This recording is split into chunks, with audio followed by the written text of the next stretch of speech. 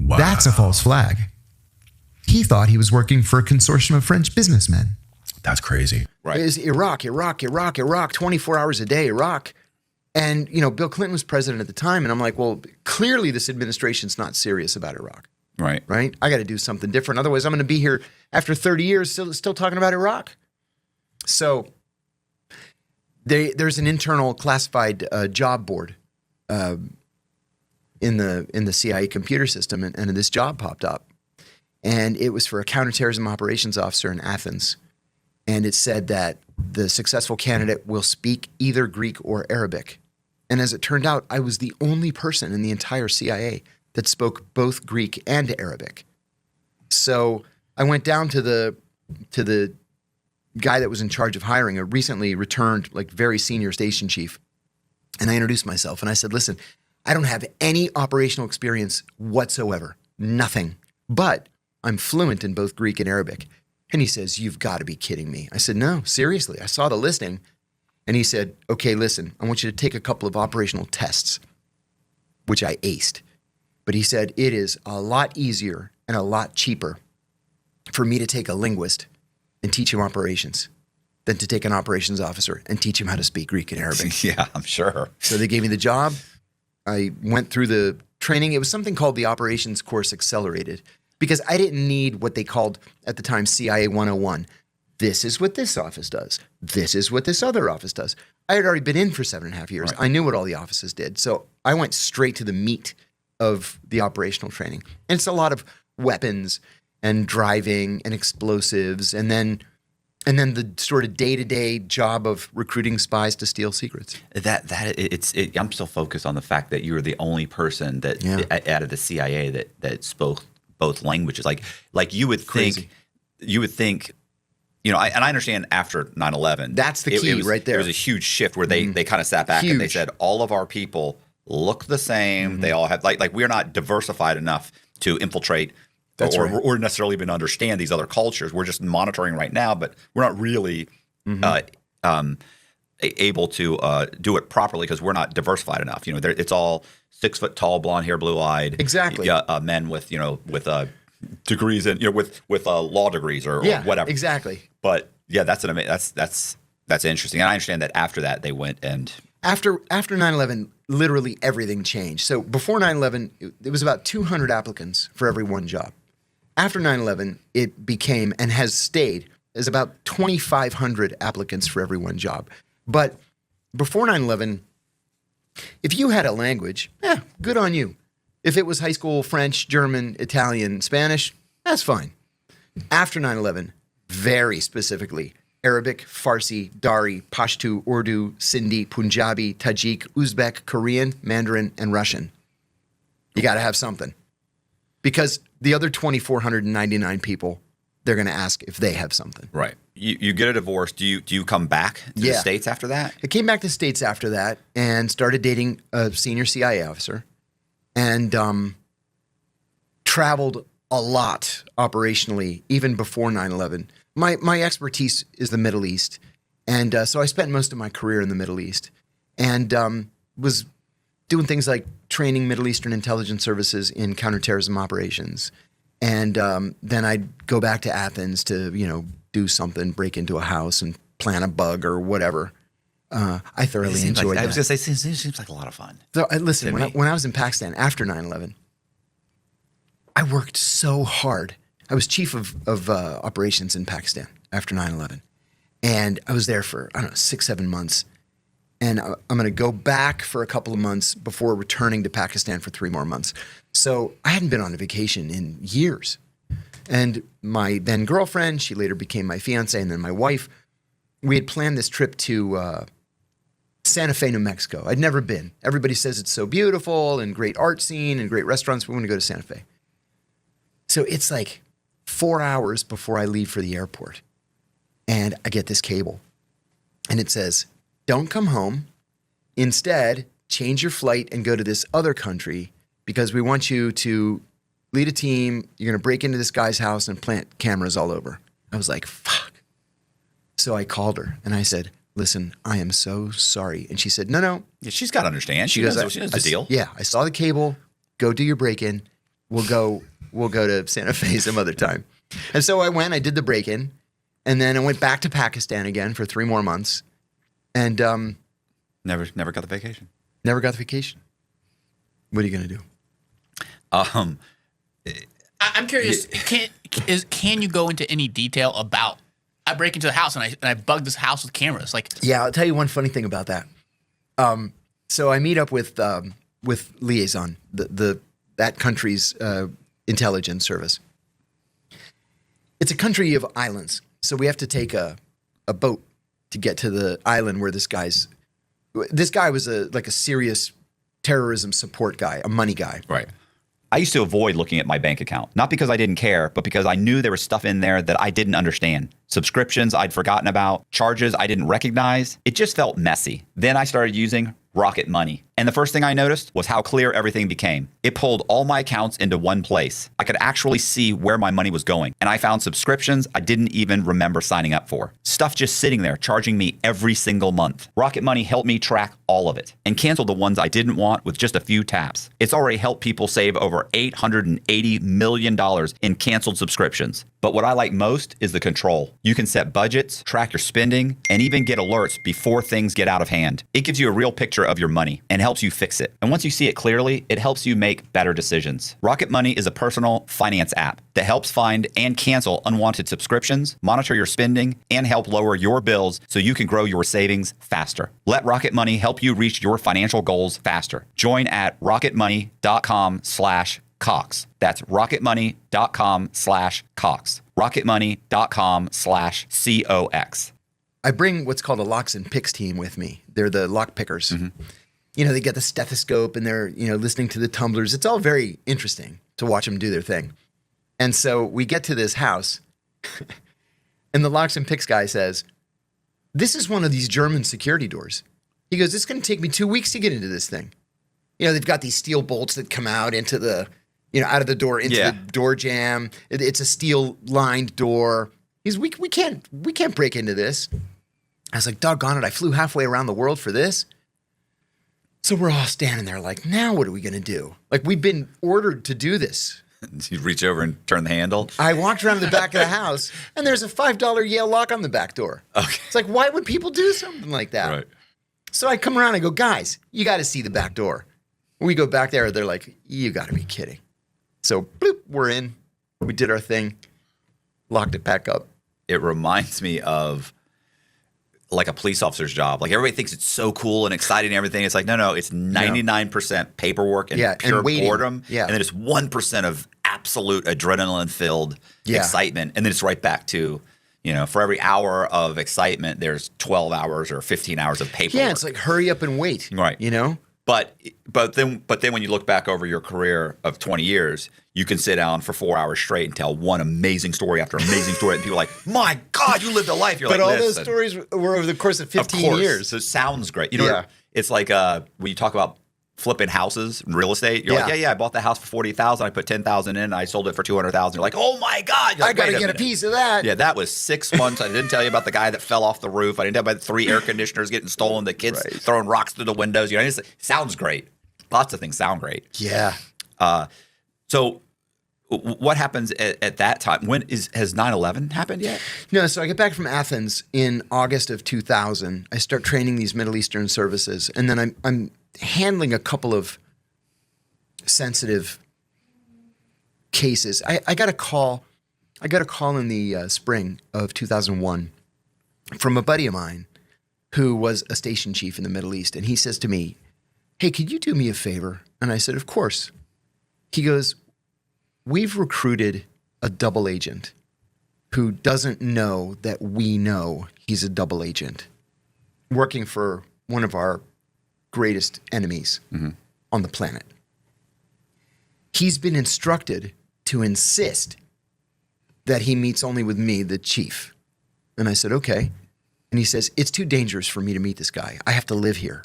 Can you come out here every month and pretend to be me and handle this guy?" I said, "Oh, that sounds like fun."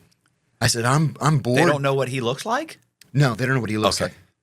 They were trying to draw him out. Like, they know that there's a station chief, a CIA station chief somewhere in the embassy. They don't know who among these, 20 people is the station chief. So did he want you to wear a T-shirt that had a big target? That's kind of what it comes down to. That doesn't sound exciting at all. No, it's exciting. I was an adrenaline junkie. I sitting in a cubicle in headquarters like this, it's not for me. Yeah. So I'll pick that over. Can you please pretend to be someone that these guys definitely are trying to kill and want to kill? So I fly out. I meet with the guy, and I said to him in our very first meeting, I said, listen, the fact that we're meeting is dangerous. Not for me. If we get caught, I'm going to get thrown out, and I don't care. If you get caught, you're going to get arrested because you're working for the Americans. Mm-hmm. So we need to go over something called a surveillance detection route. And I explained to him what it was. You drive here, you make a stop, you buy an apple, you go over here and you buy a newspaper, you go over there and pick up your dry cleaning. So I laid out a map of the city and I gave him a sample of, what you do. So I said, always leave 2 hours before our meeting, drive around, come to the meeting exactly on time. When you walk into the lobby, call me and I'll tell you what floor to come up to. And then you come up to that floor, I'd give him a big bear hug to just pat him down, really, for weapons. And then I'd say, wait here 5 minutes and then come up to room, 605, whatever. That way, if he brought people with him to kill me, I at least have a fighting chance in the elevator lobby. So we did this. We had our first meeting. And I said, now remember, you do a surveillance detection route back to your house, okay? Okay. Gave him an assignment, rent a post office box. In case we lose contact, you can leave a message in the post office box. I'm going to check it twice a week, and then that'll trigger the emergency meeting. Okay.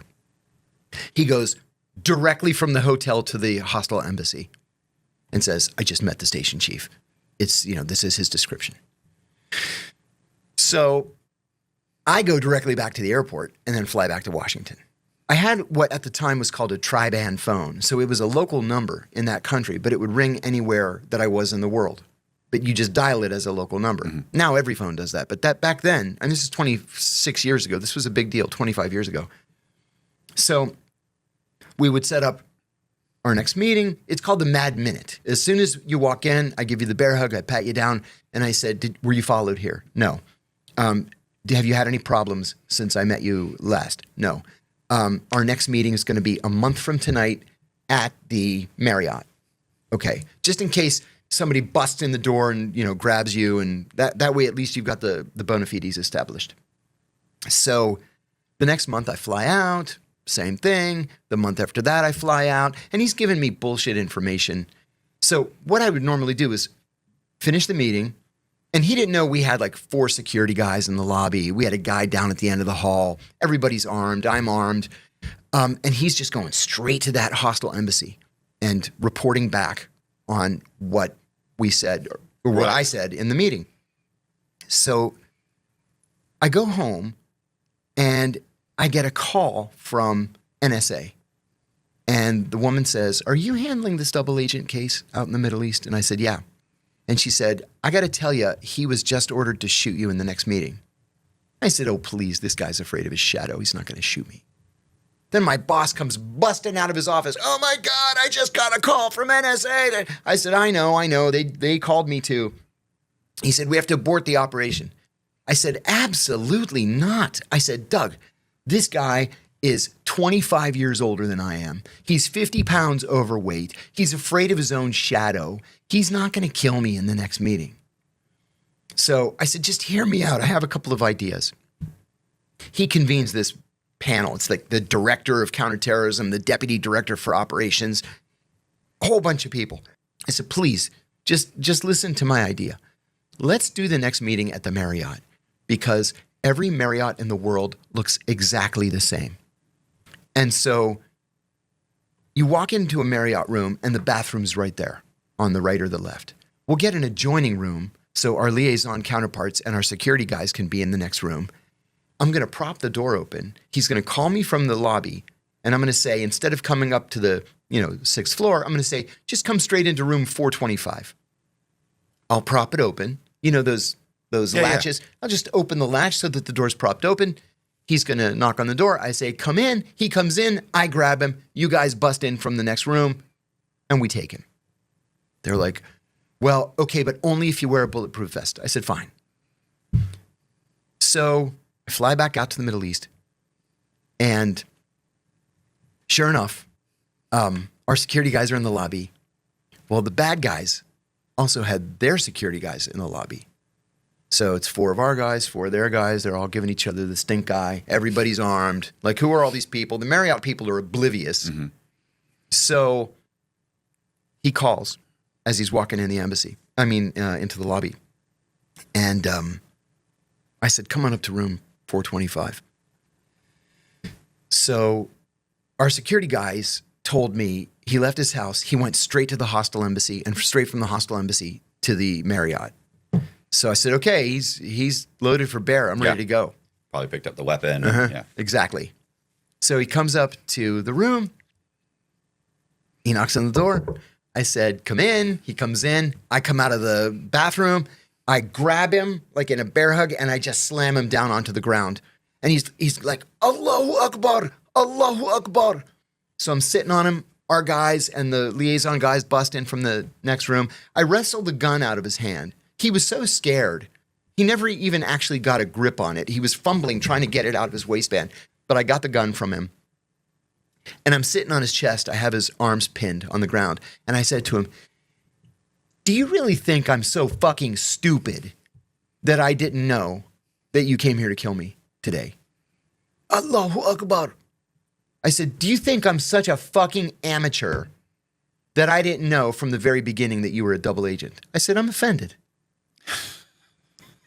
I did. Right. He's screaming, he's swearing. So one of the dirty little secrets of hotels is people die in them every day, right? So there's a standard operating procedure for when people die. You call an ambulance, they go to the back to the loading dock, you bring the gurney up to the room, you cover the body up in a sheet, you take it down the service elevator. So we gave him a quick shot of Demerol, knocked him out, put him on a gurney, covered him up like he was dead, took him down the service elevator, put him in an ambulance, and took him to the intelligence service headquarters. His guys are still sitting in the lobby. Yeah, and they start talking to each other. Like, where is he? What's going on? Why is this taking so long? We haven't heard any shots. Something went wrong. Do you think he's flipped? Do you think he's dead? Did they kill him? Are they onto him? We were already, gone from the hotel. Finally, our security guys just leave. No reason to hang out there. So when he wakes up like 4 hours later, he's tied to a chair in the intelligence service headquarters. And I said, look, this can be easy or it can be terrible. It's up to you.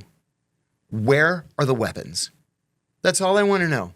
He was the founder of a terrorist group in that country that was causing the government there some significant problems. We needed to nip this shit in the bud. I said, where are the weapons? He goes, fuck you.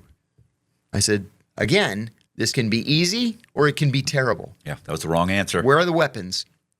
I fuck your mother, he says. I'm like, okay. My liaison counterparts just start wailing on him. And then they finish. Where are the weapons? He's all like, I fuck your sister.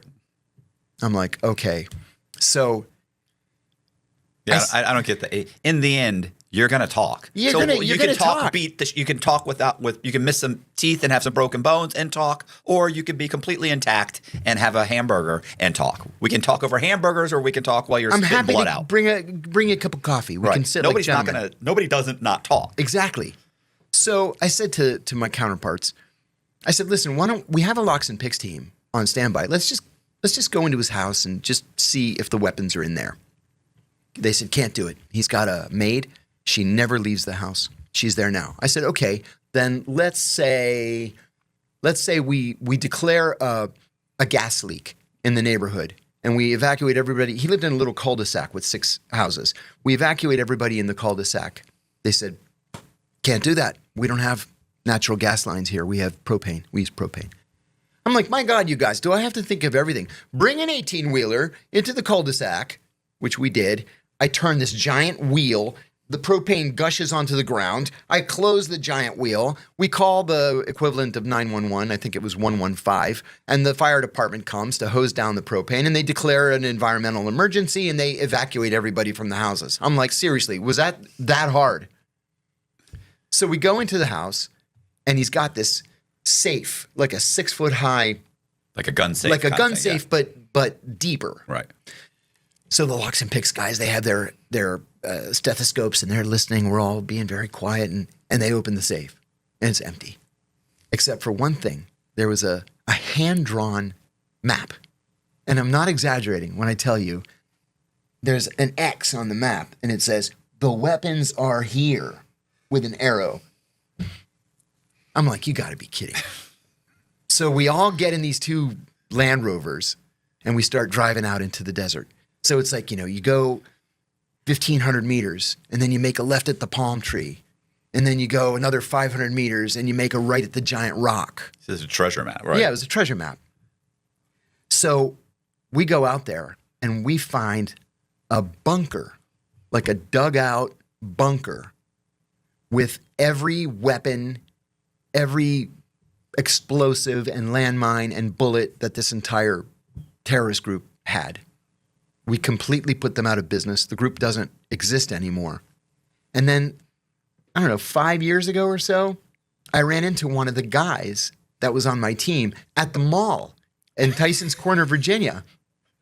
And I'm like, whatever happened to that dude we took down? I was just wondering, what happened to the guy? There comes a point in life when you realize you need to be more intentional about what you're eating every day. That's actually why I started using Good Ranchers. Good Ranchers partners with local American farms and ranchers to deliver 100% American meat straight to your door. No imports, no guessing where it came from, just real, high-quality meat you can trust. And I'll be honest, once I started getting their deliveries, it just made everything easier. I always have good steaks, chicken, whatever I need ready to go. No last-minute grocery runs, no cutting corners. And they just launched custom boxes. So now, instead of getting a pre-built box, you can pick exactly what you want. If you eat more steak, load it up with steaks. More chicken, do that. It's built around what you actually use. And right now, when you start your plan, you'll get a choice of free meat that will be included with every order at no additional cost. And with my code INSIDE, you'll get $25 off your first order. That's free meat with every order and $25 off your first order with my code INSIDE when you start your plan with GoodRanchers.com. GoodRanchers.com, American meat delivered.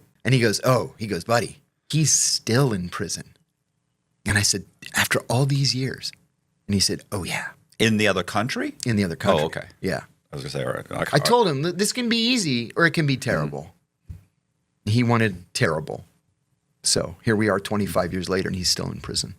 Well, then 9/11 hits. Oh, okay. I was going to say, I go back. I forgot what the question was, 9/11. Yeah. So then 9/11. I go back. I'm back for, I don't know, a few months. And 9/11 hit at that time. Where were you when 9/11? I was at headquarters.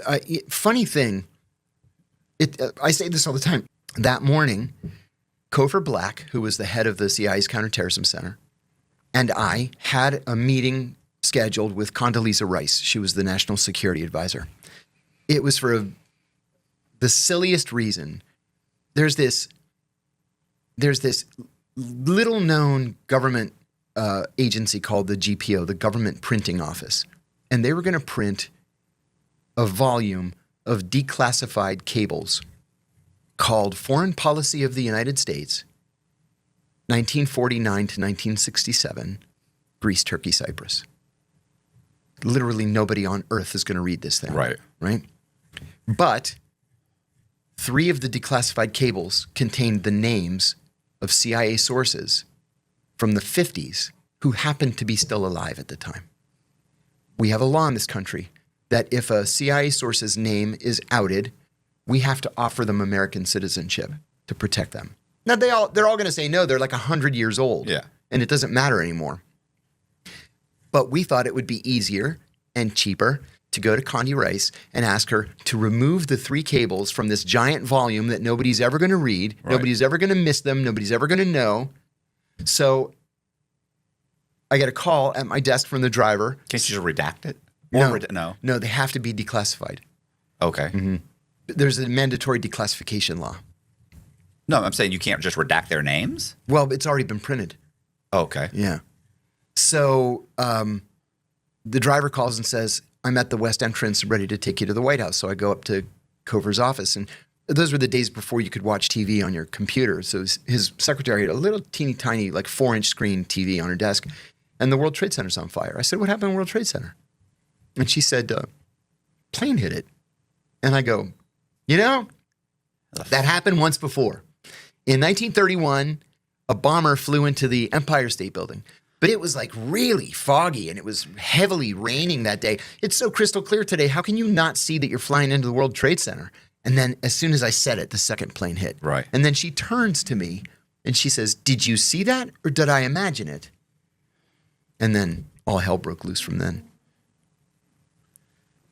So you were in the White House when 9/11 happened? I was still at the CIA. We hadn't gotten into the car yet. But I'll tell you what. Yeah.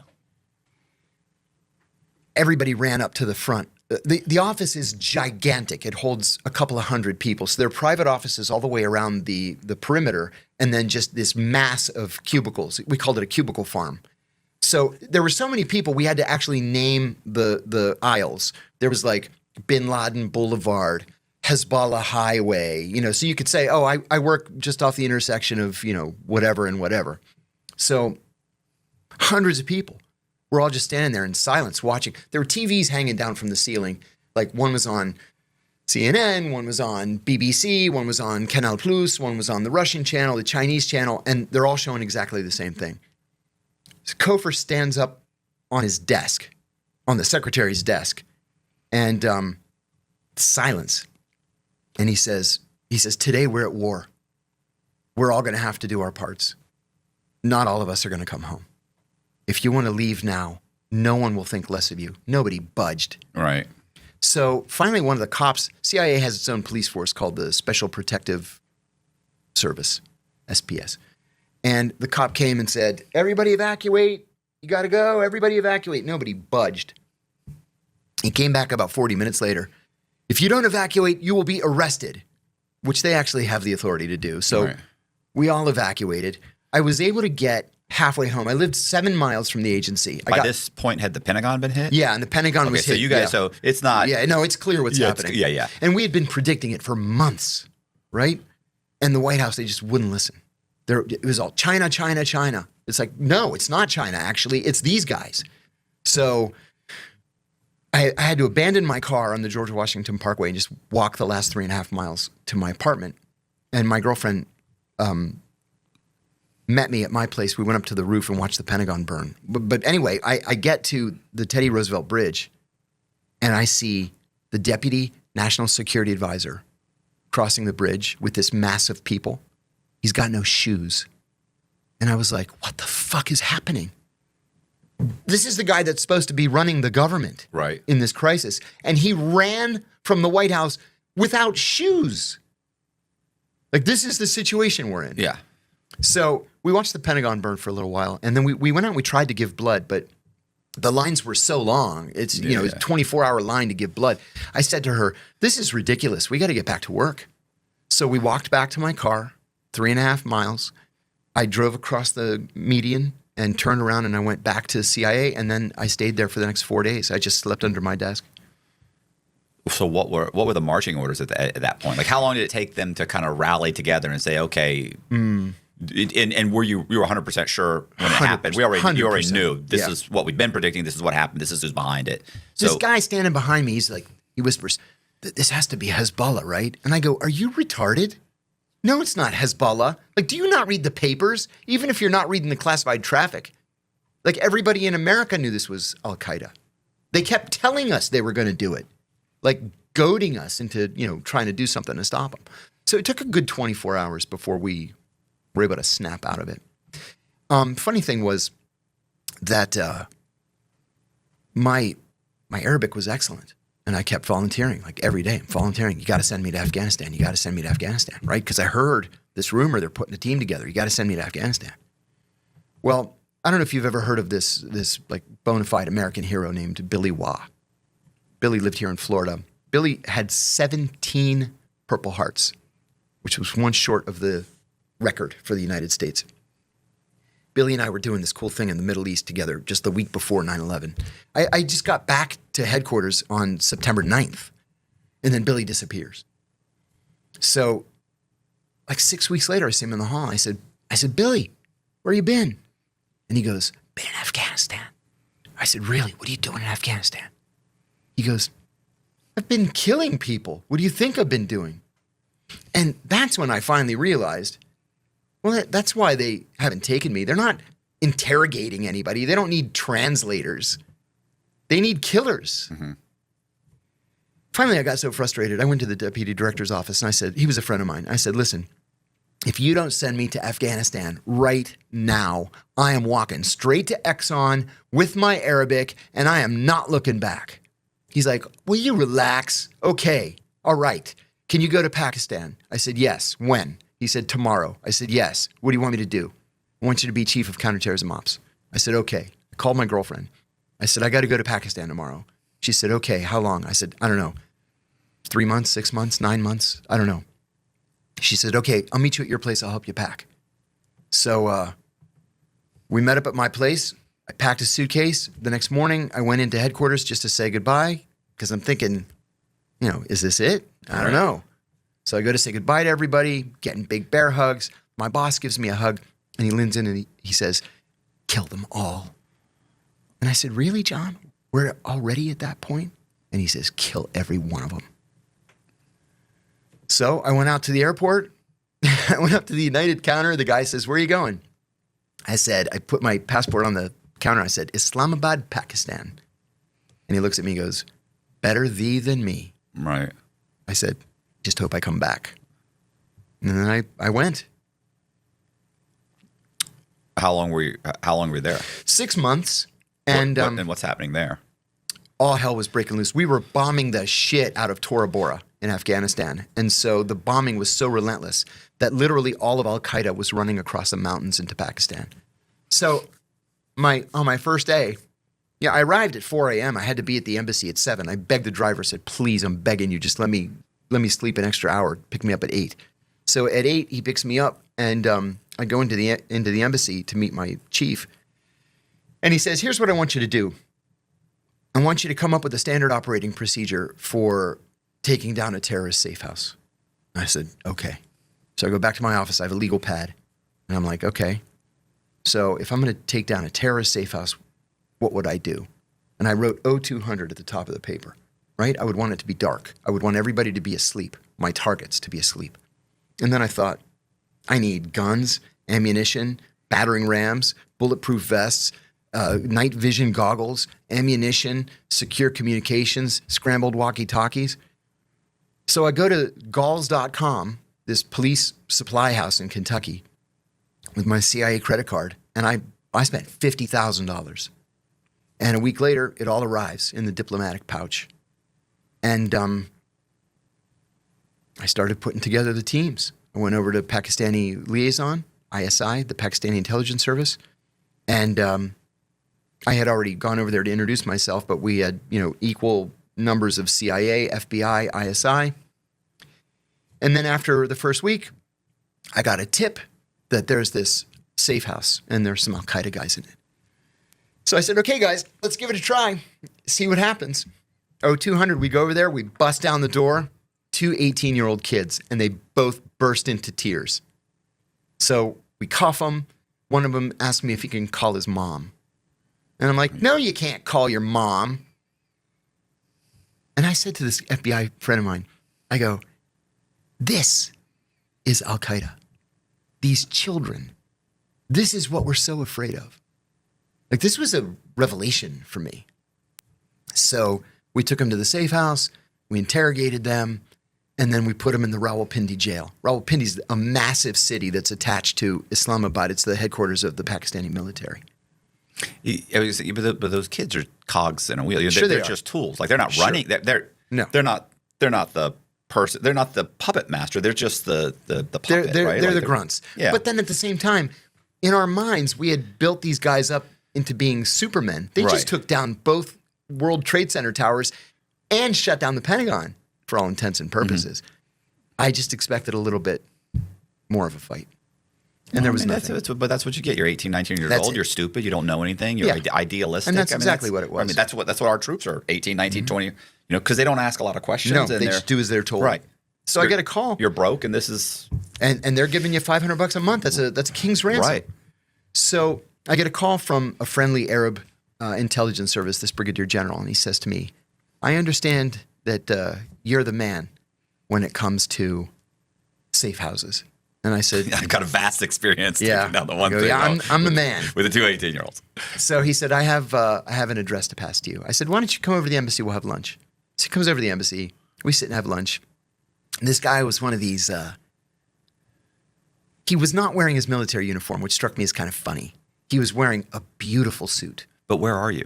I'm in Islamabad. Does he want to walk around in his suit? I mean, in his uniform? He's supposed to because because he's a brigadier general and he's in a military position in his embassy. But how safe is it to do that, though? well, I mean, you're in the backseat of an armored car. You've got a driver. Okay. You and the driver both have weapons. It's as safe as it's going to be in Islamabad, Pakistan. You know, it's not like you're on vacation there or anything. Right. So I realized very quickly he's afraid. That's why he doesn't want to do this himself. Just give it to the Americans. He's afraid. That's why he's not wearing his uniform. So I take the address. I say thank you. I call the FBI. I call ISI. We gather for the raid that night. We bust down the door. And this one was serious. This one we caught a member of EIJ, Egyptian Islamic Jihad. They were the ones that killed Anwar Sadat back in 1981. And they merged with Al-Qaeda in like 1995. Ayman al-Zawahiri was the founder. He became bin Laden's deputy. So this one was kind of a big deal. This was a good tip. Right. And then we did a couple nights where we had 2 raids in the same night. And those were successful. So my boss calls me into the office and he said, you know, we've got these officers all the way up and down the Pakistan-Afghanistan border. And they're just not having success catching these guys as they're taking what we call the rat lines, you know, through the valleys. And they're successfully getting into Pakistan and they're hiding. What do you think we should do? I said, you know, I don't think we need all these guys on the border. I don't think we need anybody on the border because they're not going to catch anybody. And the villagers are hostile. Let's pull everybody off the border. We'll let Al-Qaeda come into the country because we know they're going to make a mistake, which they always did. They get to Pakistan. They go into their Gmail account, which gives us a physical location. We bust down the door. We grab everybody. So you've already had success doing that at this point. Yeah. And so now they're giving us their locations because they won't stay off the phone. So that was successful. And then we got a tip that Abu Zubaydah was in the country. We believed Abu Zubaydah was the number 3 at the time. Right. And so we set out to. It's a very long story. You've heard it 1,000 times. Yeah. But he was further down the line, but Yeah. he was, he was still a bad guy. Yes. But not the number 3 in Al-Qaeda. But we caught him, and then he just went right back to the one-off raids, 1, 2, 3 a week. I returned to headquarters in May of 2002, and a colleague in the Counterterrorism Center approached me when I was in the cafeteria and very nonchalantly said, "Do you want to be certified in the use of enhanced interrogation techniques?" I said, "What is that? I never heard that before." And he goes, "We're going to get rough with these guys." I said, "Well, what's that mean?" He described these techniques. I said, "Buddy, that sounds like a torture program." Right. He goes, "It's not a torture program. The Justice Department approved it and the president signed it. We're going to do it. Are you in or out?" I go, "You know what? Give me an hour. I need to think about this." I went up to the 7th floor of the agency, the executive floor. And there was a very, very, very senior officer up there for whom I had worked in the Middle East 10 years earlier. And so I knocked on the door. No appointment. I said, "I need some advice. I was just asked if I wanted to be trained in these enhanced interrogation techniques. What do you think of that?" And he says, "First, let's call a spade a spade. This is a torture program. They can call it whatever euphemism they want, but this is a torture program. And torture is a slippery slope. And you know these guys." He said, "They're cowboys. They're going to kill somebody. They're going to beat somebody to death. Then there's going to be a congressional investigation." I was just going to say, I think you're going to be talking in front of Congress in exactly. 3 years from now. And then there's going to be a Justice Department investigation, and then somebody's going to go to prison. You want to go to prison? And I said, "No, I don't want to go to prison." I say all the time. As it turned out, I was the only one who went to prison. But I went back downstairs. I said, "This is a torture program. I want no part of it." So that was when I first started to realize that we took 9/11 so deeply personally that the law meant nothing anymore. You know, if you want to torture people, you and I can agree to disagree. But if you want to torture people, you got to change the law because the law is clear. You can't do that. Right. So I started thinking, maybe it's time to move on in life. And I stuck it out for another year and a half, a little bit more than a year and a half. And I resigned. And then, you know, even after I resigned, I kept waiting for somebody to go public and say, this is happening. This torture thing is happening. There were rumors everywhere. All the networks were talking about it. All the NGOs were talking about it, but nobody would actually come out and confirm it. Finally, in December of 2007, now I've been out of the agency for about 3.5 years. Brian Ross calls me from ABC News, and he says that he has a source who said that I tortured Abu Zubaydah. I said, absolutely untrue. I was the only person who was kind to Abu Zubaydah. Well, he says, you're welcome to come on the show and defend yourself. I didn't know that that was a reporter's trick. I had never spoken to a reporter before. Right.